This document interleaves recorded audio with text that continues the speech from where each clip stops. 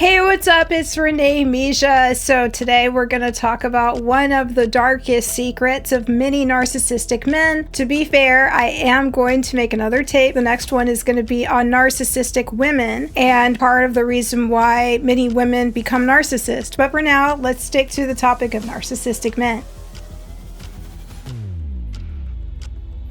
It's Renee Misha, musician and sociologist, graduated from the top university in sociology, but also have 4 other related degrees to behavioral science. So here we go. In many of the cases that I've observed and many of the narcissists that I've encountered and met, almost all of them have one thing in common. And it's something that they may never tell you, but if you're a female that has dealt with a narcissistic man, you may find that this comes out later on, or it comes out in a way that you didn't expect. Many of the narcissistic men have gone both ways, but not because they're truly living in their truth, but because of the narcissism. They are not necessarily homosexual or bisexual, but because of the need for constant attention, admiration, and flattery, have allowed themselves to be seduced as a form of using the men for narcissistic supply and to gain opportunities. The problem with this is when the guy does this, oftentimes they feel a feeling of shame, resentment, remorse, and because they don't deal with their emotions, they tend to emotionally abuse their partners. So they emotionally abuse the females that they're with, and the girls have no idea.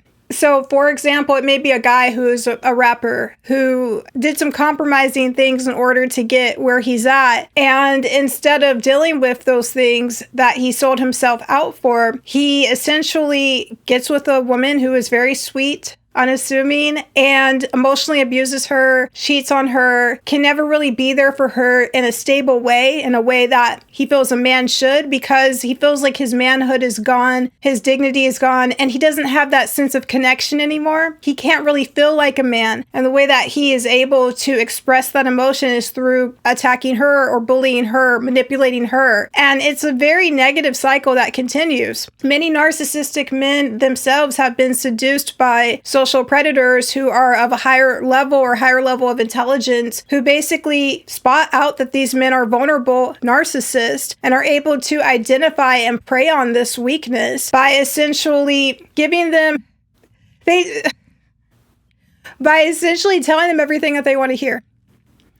And I am definitely not saying that the reason why people are bisexual or homosexual or LGBTQI+ is because of narcissism. 100% not saying that. I'm talking about very specific cases of men who do not fall into that category, but allow themselves to go both ways, specifically for the attainment of attention, of opportunities, and of attaining material status. This is not uncommon at all in the cases that I've met and encountered. It just is what it is. Many of these men who have narcissistic personality disorder have had some abuse, let's just say that, or misconduct when they were growing up, and it caused them to have wounds and emotions that they did not fully deal with. Unfortunately, if you combine this with narcissistic personality disorder, it creates a major problem. As you know, with narcissistic men, they live in a fantasy land. They live in a world where essentially they're getting special attention, special treatment, preference, grandiosity. They have an inflated sense of self-worth and entitlement, or what others would call lazy ambition. They want it all, but they don't want to necessarily put in the hard work, take the steps, dedicate the time in order to build a stable foundation. Instead, they buy into an illusion of, I'm going to move to this place and I'm going to be a huge movie star and I'm going to be this and that. And it's very delusional and manipulative to themselves. But unfortunately, when they get into these environments and they find that maybe they're not that special, or, hey, you didn't even go to acting school, or you don't even,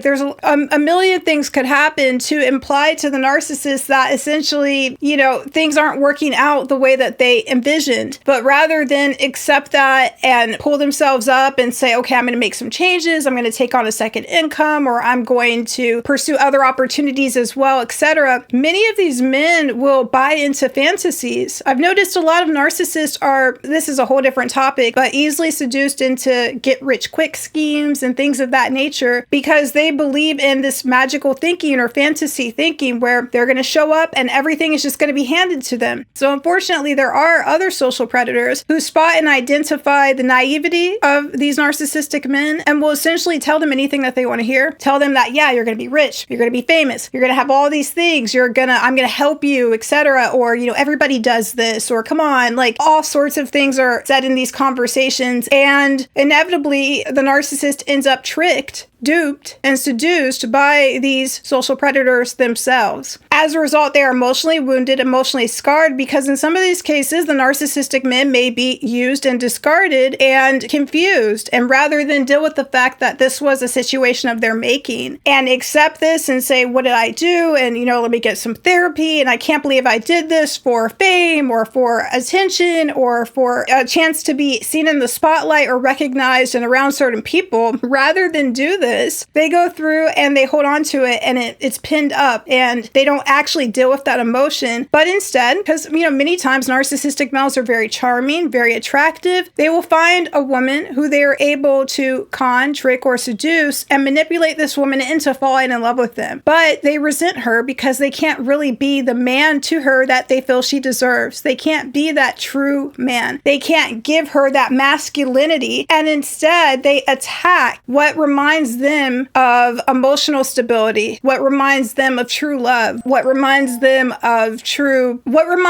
traditional love and a traditional marriage and a traditional family. They tend not to be able to have that within them. So as a result, they emotionally abuse their partner. Typically, when these guys sell out, sell their souls, so to speak, in some cases, maybe they do, it happens in their late teens and early 20s. I am not quick to bring this subject up. I usually allow them to tell me over time because it is extremely traumatic and it's kind of like the cornerstone in which a lot of their negative behavior is built off of because they feel like they have to create an image that validates their masculinity, right? And how do you validate your masculinity? Well, one of the ways is by abusing women, by being a womanizer, by being a manipulator. And it makes them feel strong and it makes them feel powerful and it makes them feel in control. So it's not uncommon that many of these men have several partners, have a long history of partners, but they're unable to sustain a healthy long-term relationship with any of them.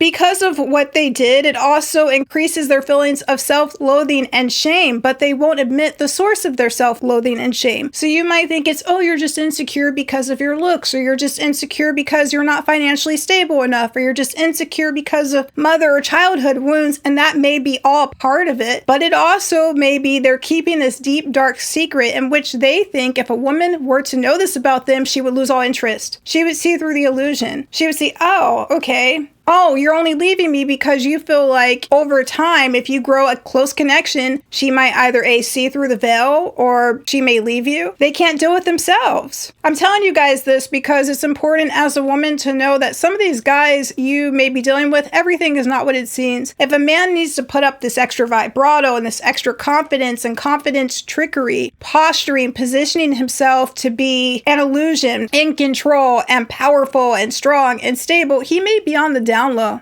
Or he did some things in his past that he will never tell you about. Instead, he'll emotionally abuse you. He'll emotionally attack you. He'll manipulate you into thinking that you're not good enough. He wants you to feel exactly how he felt. He wants you to feel exactly how he felt. And that's part of the reason in some cases for these discards.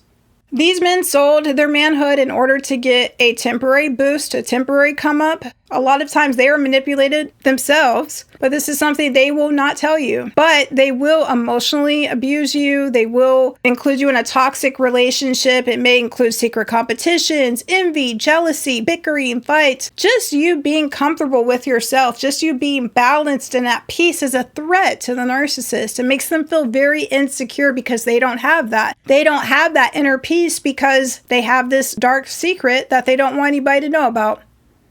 Another thing you may notice in these men is they oftentimes are highly in their feminine. A lot of narcissistic men display feminine or effeminate characteristics. And I don't mean like flamboyant necessarily, but I mean extra attention to details in terms of how they look, almost in a way that seems very neurotic. And make sure they're perfectly shaven and make sure their eyebrows are tweezed a certain way and put their clothes together a certain way to be almost a crafted character. If you guys have ever seen the movie American Psycho, it kind of goes into this a little bit, I think, where his entire presentation, his entire image was perfect. One thing I've noticed is when narcissistic men have gone in that direction, they completely hide this from their partner. One of the most disturbing details I've noticed with narcissistic men, when you try to help them with something like this, a lot of times they will start to have an emotional collapse because this is something they've been hiding from the world, and they have to deal with this in order to fully heal themselves or fully be healed. In some cases, I have seen a few of the narcissistic men just go in the complete other direction and have taken on